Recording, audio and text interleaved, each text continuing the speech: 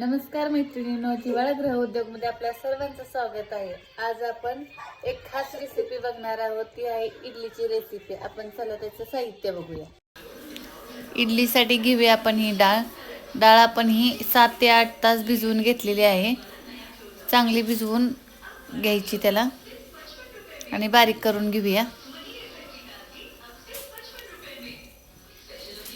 हा आहे तांदूळ, त्याचं असं 2 ग्लासला अर्धा ग्लास डाळ असं प्रमाण घ्यायचं आणि असं 7 ते 8 तास भिजवून घ्यायचं। हे आता बारीक करून घेऊया आपण।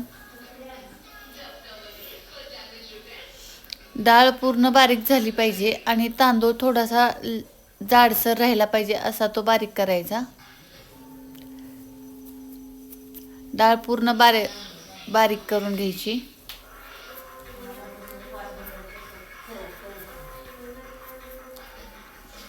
डाळ पूर्ण बारीक झाली पाहिजे।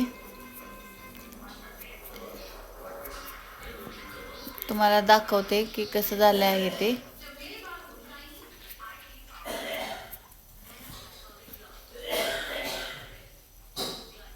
चांगली ग्राइंड करून घ्यायची डाळ, अशी पूर्ण बारीक करून घ्यायची।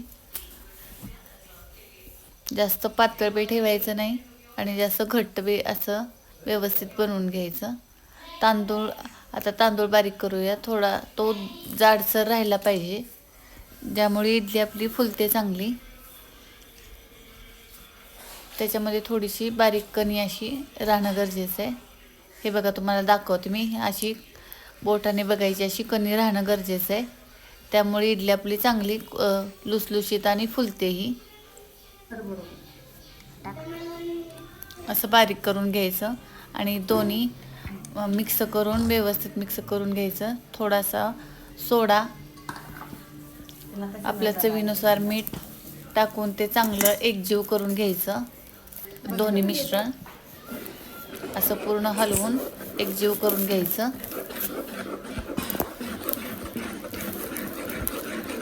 आणि ठेवून ते 2-3 तासांसाठी भिजवण्यासाठी ते ठेवून द्यायचं।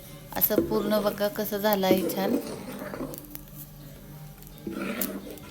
असं त्याचं पीठ जास्त पातळही नाही जास्त घट्टही नाही, मिडियमचं असं ठेवायचं। हे बघा, 4-5 तासानंतर हे पीठ कसं मस्त फुगून वरती आलेलं आहे। आता आपण त्याच्या इडलीच तयार करूया। हे पीठ अजिबात हलवायचं नाही, साईडून थोडं थोडं काढून इडलीच्या भांड्यात टाकायचं। असं एका कडाने काढून इडलीच्या त्या भांड्यांमध्ये भरायचं।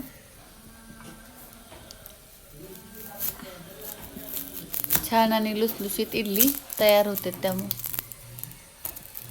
पीठ छान भिजलेलं आहे।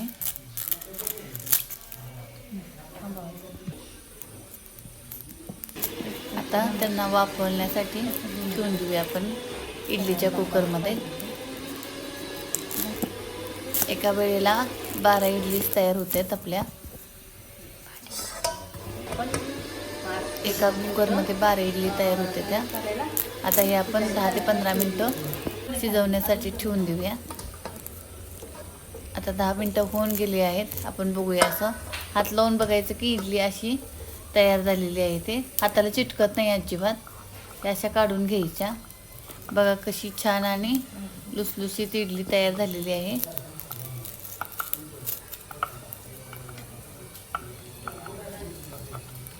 चमच्याच्या किंवा चाकूच्या साहाय्याने असे त्या काढून घ्यायच्या इडली।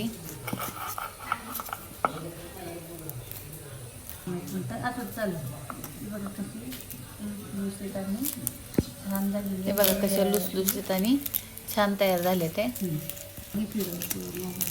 त्याच्याबरोबर आपण चटणी बनवलेली आहे, त्याची रेसिपी आपण दाखवूया। त्याची चटणी तयार करून घ्यायची। त्याच्याबरोबर खायला ही खूप छान आणि स्वादिष्ट बी लागते।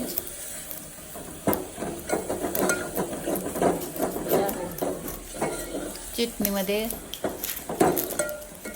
ती खोबऱ्याची चटणी तयार करायची, तिला तडका देऊन अशी ती छान चटणी तयार करायची खोबऱ्याची। ही बघा कशी तयार झाली खोबऱ्याची चटणी. ते पण घे.